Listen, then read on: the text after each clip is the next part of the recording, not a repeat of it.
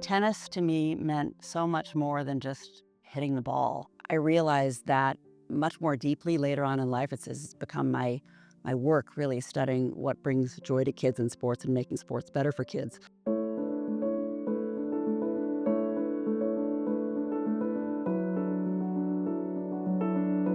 I first started playing tennis in South Africa. We moved there when I was a little girl, and tennis was really much more than a sport for me over there. It was a sense of belonging. Tennis was my home, and I still feel that today. When I moved back to Colorado, I started playing tournaments right away. The journey went from there. I loved being back on the court, and the same sense of belonging and connection I felt in South Africa, I felt also back in Colorado. I was a scrappy player. I liked to get up to the net, but I was more of a placement hitter and get a lot of balls back, and sometimes I would just plain old wear them down. I first met Sheila when I was coach at Thomas Jefferson High School. I figured that she was going to be a pro one of these days because of the fact that she was very easy out on the court as far as knowing what to do. She was a remarkable player. She was the best in Colorado, one of the best in Intermountain, and one of the best in the entire nation at her age. I was really hitting my stride, and I was winning.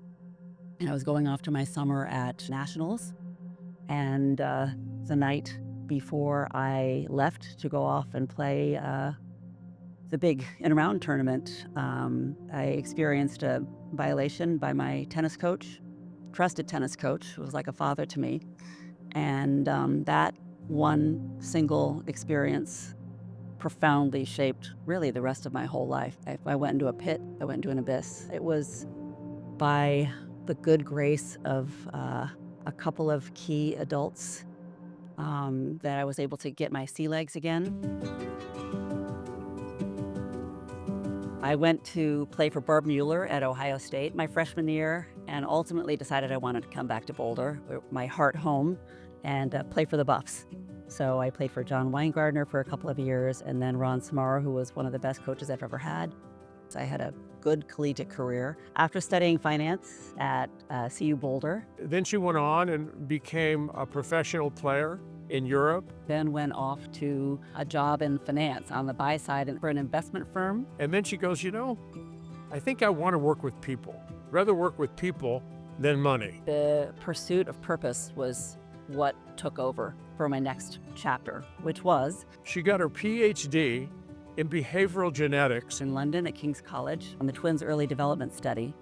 My passion right now is helping young people flourish in sports in particular, because that was really my context for how my life happened. And then she decides, I want to come and try to use what I have learned to elevate the game of tennis to become a developmental catalyst for everyone who gets involved with it.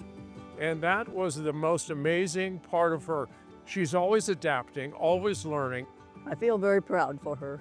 She has a very intelligent mind. I hope that she continues to be as successful as she is now. I've been lucky to have an incredible career and be in a position now to really pay it forward. I am incredibly honored and humbled to be inducted into the Colorado Tennis Hall of Fame. I can tell you this, if anyone deserves to be in this really elite group represented by the Colorado Tennis Hall of Fame, I will tell you, Dr.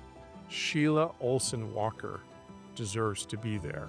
I guarantee you. At the end of the day, I want to be remembered as an extraordinary mom. I also would like to be remembered as a kind person who showed up for other people.